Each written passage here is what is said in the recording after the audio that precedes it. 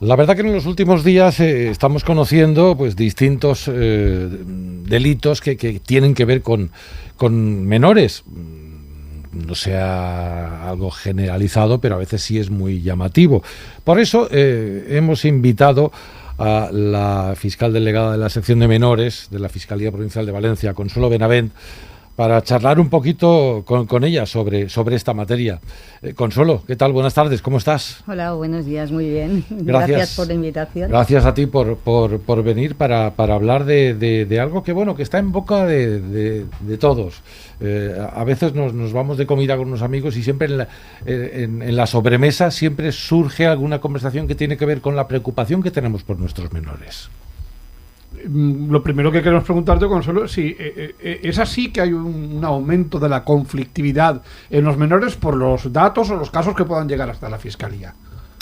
Pues sí, efectivamente sí que hay un aumento de casos de delitos violentos cometidos entre menores y mayores, porque en muchos de ellos no solo son menores contra menores, también hay implicados mayores de edad.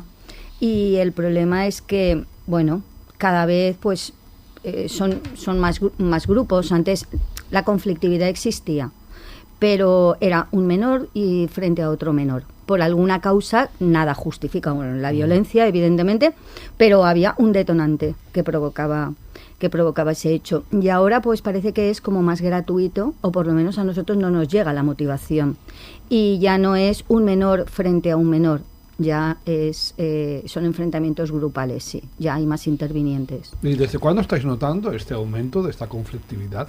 Pues yo a lo largo de todo este año es cuando más lo hemos notado. También es verdad que venimos de un periodo transitorio, por decirlo de alguna manera. Claro,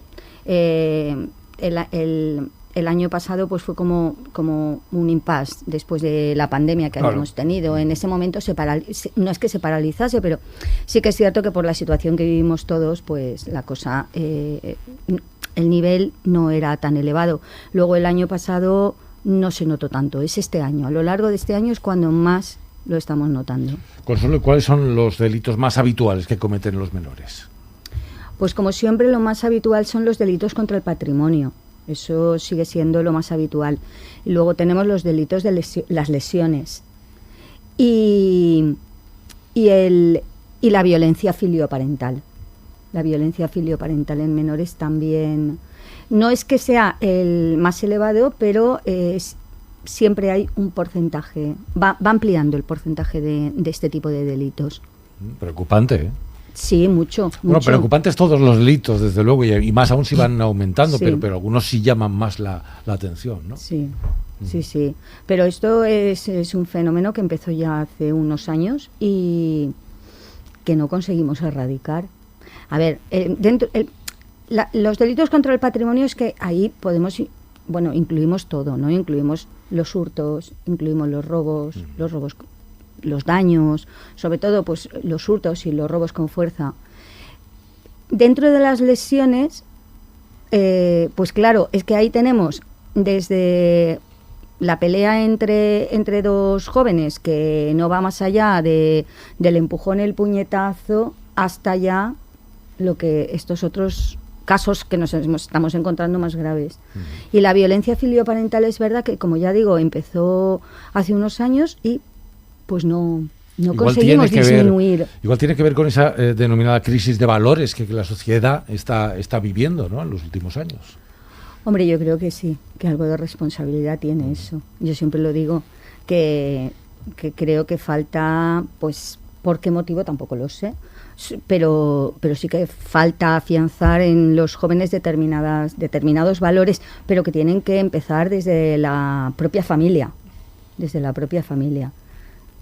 Y yo creo que tolerancia, respeto, fundamentalmente. Ahora hablamos del papel de los padres, que es crucial en este sentido, pero antes quería preguntarte algo que nos ha llamado la atención. Estabas hablando antes de la violencia entre jóvenes, de esas agresiones entre grupos de jóvenes, y claro, es preocupante ver cómo en esas peleas a veces que se convocan por las redes sociales los jóvenes portan armas para agredir a los otros, pero más preocupante es el dato que decís que muchos jóvenes llevan armas para defenderse. Sí.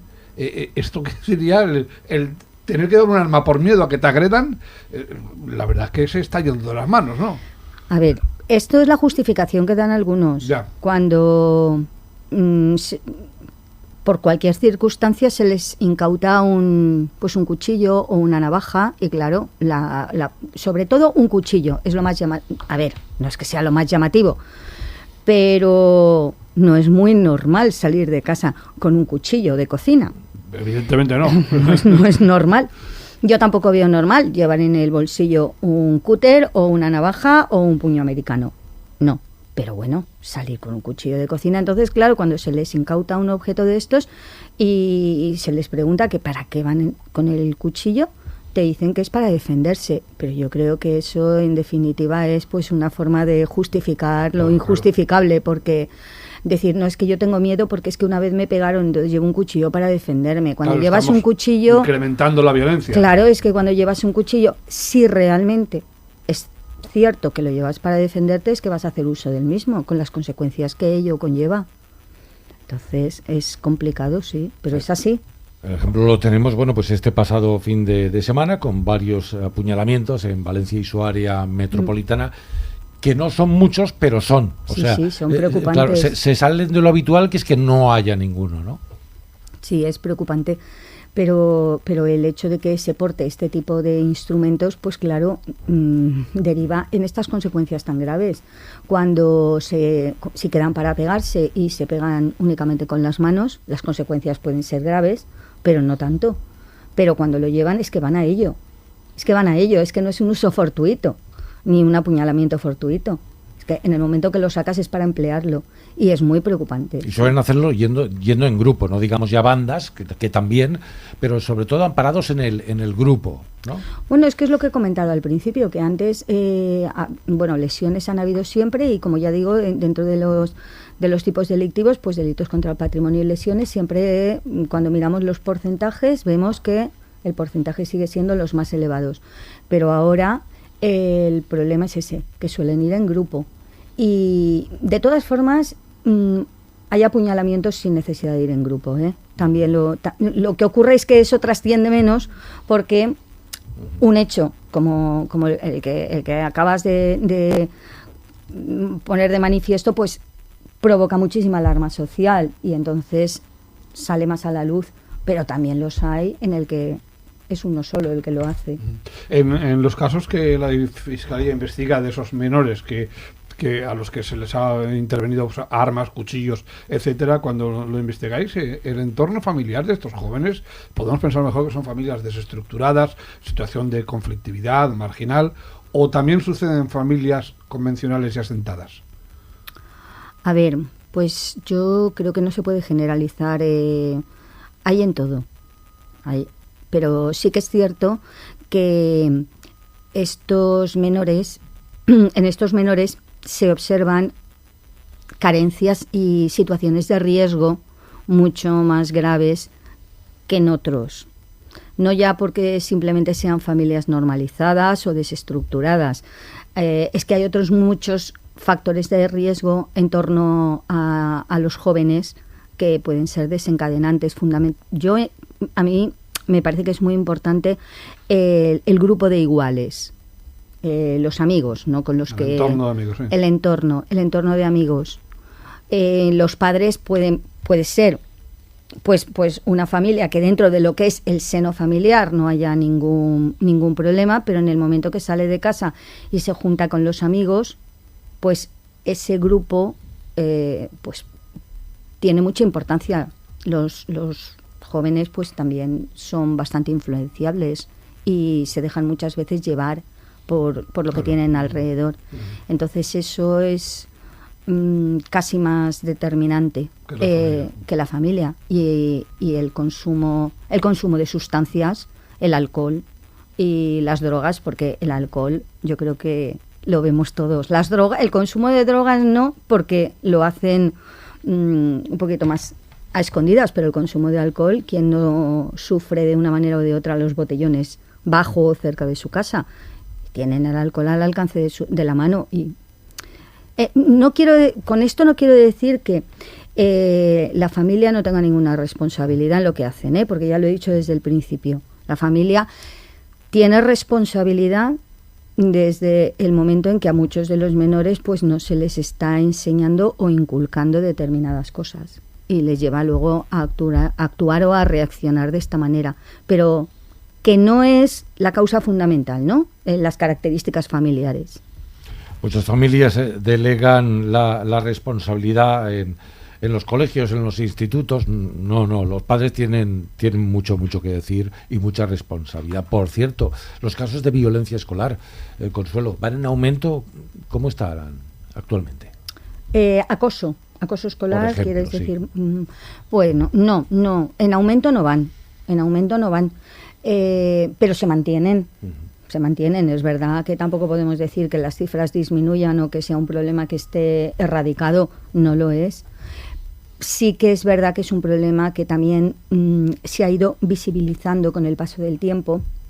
Antes se denunciaba menos, ahora se denuncia más. Incluso es que se llegan a denunciar casos pues que se está denunciando a menores de 6 y 7 años. Caray. Padres que manifiestan que su hijo está siendo objeto, o su hija está siendo objeto de acoso por compañeros de 6 y 7 años. A ver, las cosas en su justa medida.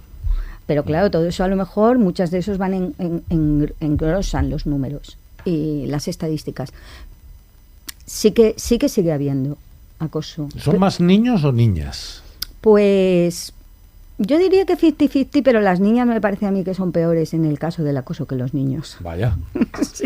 Cuando en el colegio un profesor detecta un comportamiento pues, agresivo de un determinado alumno con otro u otros y llama a los padres colaboran, acuden de buen grado a ver qué problema ha generado su hijo, cómo solucionarlo, o no siempre es así. A ver, si acuden de buen grado o no, eso yo la verdad es que lo desconozco. Pero sí que los padres acuden. Yo lo digo porque luego los colegios, nosotros en esos casos pedimos informes porque muchas veces el colegio ha abierto un expediente disciplinario, claro, y a través de ese expediente el conflicto se ha resuelto, que es posible, porque se presenta la denuncia, se incoan las diligencias en la fiscalía y luego por otro lado el colegio también sigue trabajando y muchas veces el colegio consigue resolver el conflicto. Que luego pueda reproducirlo, se pueda volver a pasar, pues sí, pero lo mismo que cuando actúa la fiscalía. El hecho de que actúe la fiscalía y abra un expediente no quiere decir que luego no lo vuelvan a hacer. Entonces nosotros pedimos esos informes también para conocer cuál ha sido la actuación del colegio, porque el colegio ahí tiene su responsabilidad. Entonces tienen que actuar. Y sí, en muchos casos las familias sí que colaboran, aunque no todos. No todos. Hay algunas en que las familias no reconocen, en alguna ocasión, no admiten. Tú has dicho que hay que evitar a toda costa la situación que más de una vez ha dado de que el padre cuestiona al profesor lo que le está diciendo delante de su hijo. Sí. Eso es así también. Que muchas veces los padres no admiten, ¿no?, lo que se les está diciendo que ha hecho su hijo y creen a sus hijos a pies juntillas antes que lo que se les está poniendo encima de la mesa. Y el problema es que cuestionan al profesorado incluso delante de los hijos y restan autoridad. Y refuerzan la conducta del hijo. Pues lo que estaba haciendo yo no es tan grave. Sí, es fenomenal. Eso también es verdad. Claro. Sí, que se dan casos. Es un error muy grave por parte de la familia, en mi opinión, vamos. Luego, hoy en día también, bueno, pues todos los jóvenes tienen su dispositivo móvil, se manejan en las redes sociales y ahí también se cometen delitos y cada vez más. Sí.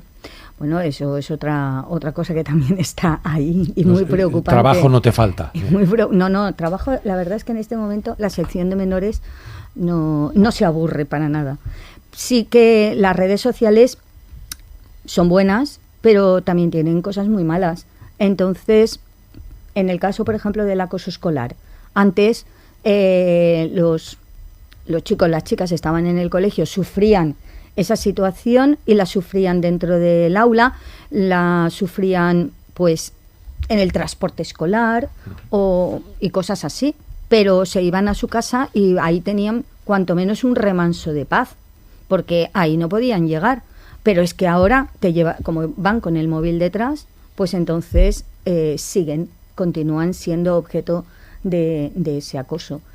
Y a través de las redes se cometen muchos delitos que yo no sé si es que los menores piensan que el estar detrás de un teléfono o de una tablet o de un ordenador te da impunidad.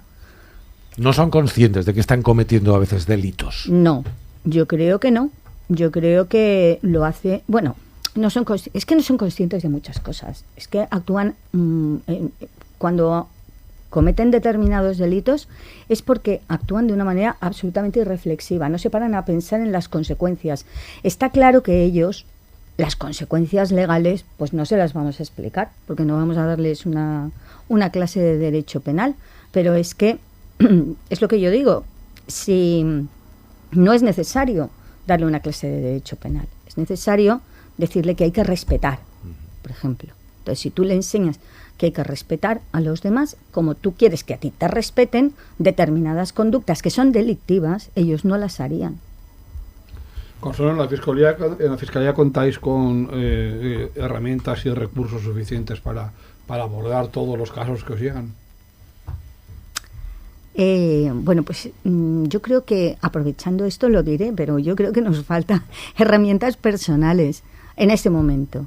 En este momento la verdad es que estamos un poco saturados de trabajo porque se están dando muchos casos y cada vez más difíciles.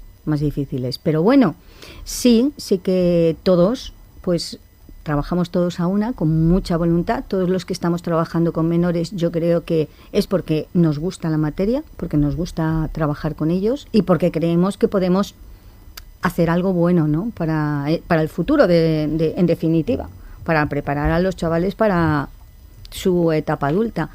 Y bueno, con medios, pues sí, pero hoy en día he hecho referencia a lo que es la sección de menores, pero yo creo que podría hacer referencia a cualquier otro compañero mío o cualquier otro juez, o que falta gente para trabajar. Sí. Viendo la tendencia en los últimos años de los delitos cometidos por menores, ¿eres optimista de cara al futuro o no?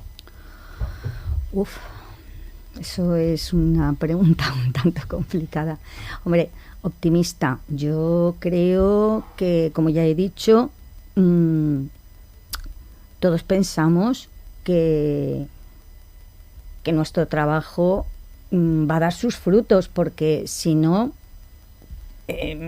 diríamos, bueno, no pondríamos tanto interés, tanto empeño, tantas horas, tanta dedicación, no solo ya fiscales, sino toda la gente que trabaja con menores, que somos muchos, porque nosotros trabajamos un ámbito, pero luego hay que seguir trabajando con ellos, y si es en materia de reforma, pues luego los técnicos y los profesionales que, con la medida que en su caso el juez le imponga, tienen que trabajar con los menores, con medidas que son educativas y resocializadoras. Entonces yo creo que sí que podemos ser en cierto modo optimistas, pero creo que hay que arreglar algunas cosas en esta sociedad. No solo en menores, no solo en menores, porque es que los menores muchas veces reproducen lo que están viendo a su alrededor y lo que están viviendo.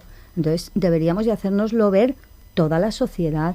Y si nos hacemos ver también, si vemos también esos factores de riesgo a los que yo he hecho referencia, pues esos se tienen que abordar desde otros ámbitos, que no es el ámbito de la justicia penal juvenil. Entonces, tendría que ser un trabajo de todos. Claro, del entorno familiar, del colegio, de la justicia, de la legislación. Del entorno todo social, tendría que ir, todo, y desgraciadamente sanitario, no todo, claro. Urbanístico incluso. Hay menores que viven en barrios marginales. Claro.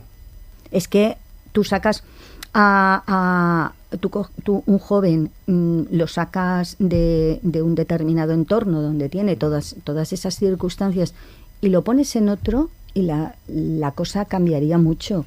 Entonces, eso es lo que hay que trabajar. Bueno, ha sido muy interesante esta charla que hemos mantenido con Consuelo Benavent, fiscal de menores, y espero que pronto sigamos charlando, porque desde luego, bueno, es una materia que a todos nos interesa mucho, y sobre todo por el bien de la juventud, de nuestros jóvenes, de nuestros menores, y con el deseo de que disminuya el número de delitos, ojalá, pues vamos a despedir esta entrevista. Consuelo, ha sido un placer charlar contigo, y nos quedamos con ese mensaje de optimismo, de ojalá que esto tenga solución si todos colaboramos. Muchas gracias a vosotros por la invitación. Gracias. Gracias.